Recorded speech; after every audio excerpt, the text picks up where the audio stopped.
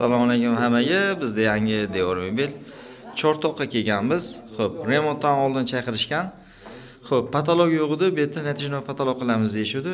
Mebel chiqadigan joygacha patologga urib qo'yiladi dedik. Urib qo'yishdi. Lazerni qo'yib shu joygacha mebel bo'ladi. Sekin ko'rsatib boraveramiz. Dior mebelimizni korpusi tayyor bo'ldi. Ikkita taraf shkaf, o'rta polka bo'lyapti. Sekin ko'rsatib boraveramiz. Tayyor bo'ldi. Kaspiy laminat to'qidan tayyorladik. Chortoqda arzon variant remontdan oldin o'sha qilib beryapmiz. Patolog bizdan keyin natijnoy bo'lib ketadi. Xo'p, tepada natijnoyga joy tashlab ketganmiz. O'sha jakadasini natijnoyga moslab ketdik. Xo'p, bu yerda nimalar bo'ldi? Ikkita chekka garderob. Shu orqasi arzon variantda qolgan o'zini holida. O'rtasi polkali.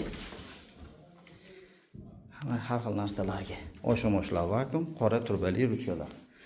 Narxi 4 500 000 so'mga mana shu holatda tayyor bo'ldi. Qanaqa chiqdi? Fikr mulohazalari kommentariyada kutib qolamiz.